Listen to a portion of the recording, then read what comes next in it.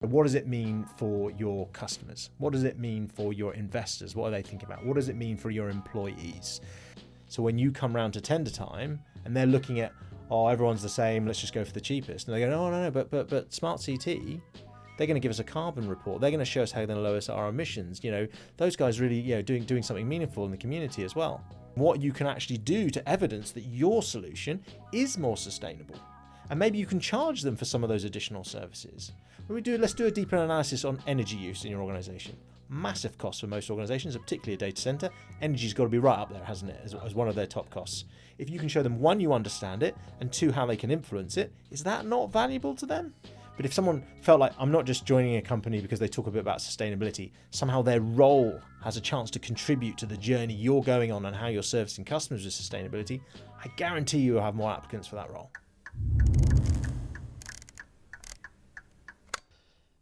We're two tech CEOs talking about navigating the speed of change in the technology industry. This comes from the impact of tariffs, changing supply chains, opportunities with sustainability, getting the best value, but also, most importantly, winning new business. We're going to have an open, honest discussion, really sharing a bit different perspectives from our experiences in our businesses. I'm here with Anthony Levy, who started his business 17 years ago in a financial recession. All great businesses start in tough economic times, they say, and you've done very well. I mean, rapid growth, international expansion, and you've gone through some challenging times. So thinking about Brexit, COVID, supply chain shocks, and a hell of a lot of political change, and you're representing Circularity-First, who's really focusing on profitable outcomes with sustainability and technology. Thank you, Andy. It's great to be here and to be talking about how to thrive in times of uncertainty. Look, you've been on a pretty powerful journey yourself. 20 years in the tech industry, you've worked across software, distribution, telco, and IT services. You successfully led, I think it's 2 exits, is that right? Yeah, that's right, yeah. And now you're into SmartCT, which is a business that focuses on IT services and solutions across all of Europe. An award-winning organization. It's great to share this platform with you and really to dig into what it's like to run businesses like this. Yeah, absolutely excited. So it's great to be here with you. So episode 5, how else we can use things like sustainability to help an organization thrive. So some of the kind of consulting work that you're doing with some of your customers, I guess at the start of it, you're really experienced at, the area of sustainability and tech and how people make it more profitable. But, as you go through the journey with your customers to, create awareness and look at actionable areas to address, what do you find in the reaction is from your customers? I think the reaction evolves over time. So when I start, I think, if I'm honest, I kind of get into customers through the energy, the passion, and the things I can talk about, right? Yeah. So I can tweak the interest of, maybe I can get them to at least think, maybe we should look at this. But that comes from kind of energy, passion, like me throwing out some examples. When we actually get in the room, and I'm quite often thrown into a boardroom with a load of execs or a leadership team, and I can already tell the vibe is, why are we spending 2 hours on sustainability? Is this really relevant to us? But I know that going in. So I might even play that back as my opening statement. Like, you're probably wondering, why are you going to spend 2 hours? But remember, this is outside of people's experience. So you've got to start at a certain level, help them understand what's going on in the world. And help them get that relevance point. So bring the outside inside. Number one job of a CEO, right? Make the outside understandable to the inside of the organization. As you start to contextualize it, help them understand what's going on in regulation. Some of this stuff they're just going to have to do, right? And if you're going to do it anyway, could we do better than just ticking the box? A stakeholder lens is very useful. So what does it mean for your customers? What does it mean for your investors? What are they thinking about? What does it mean for your employees?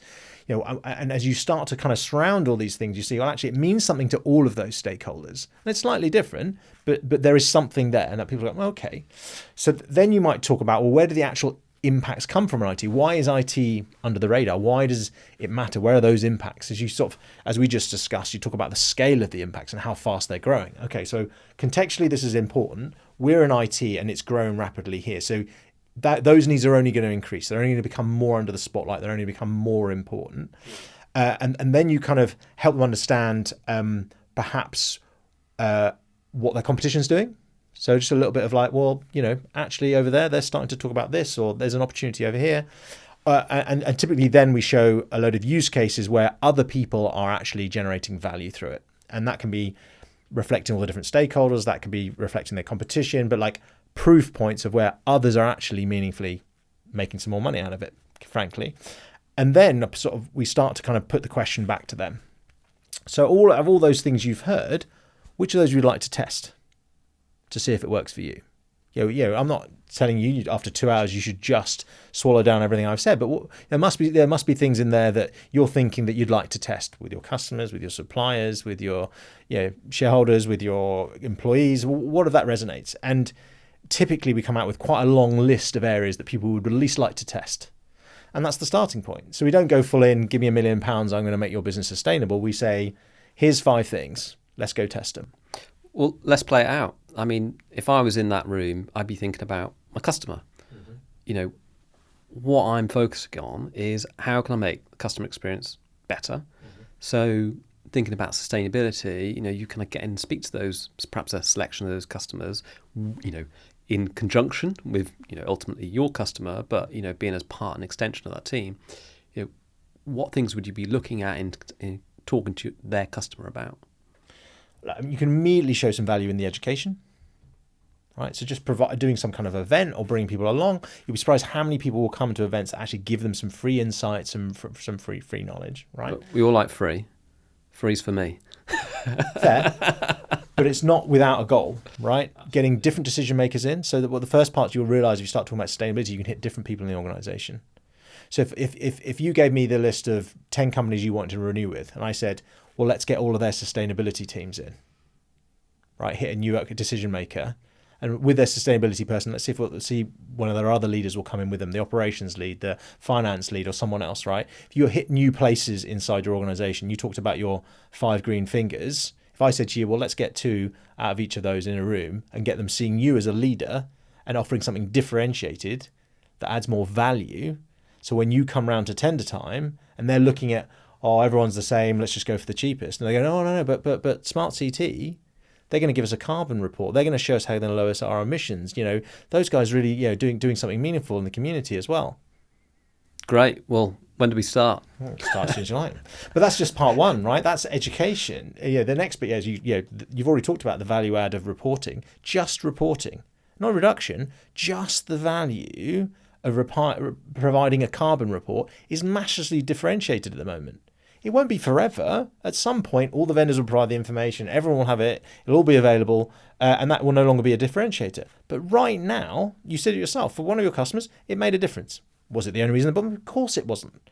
But did it stop them thinking, oh, maybe we should go for those guys that are 5 to 10% cheaper? Maybe, right? And then you've got the whole thing about reduction. What you can actually do to evidence that your solution is more sustainable.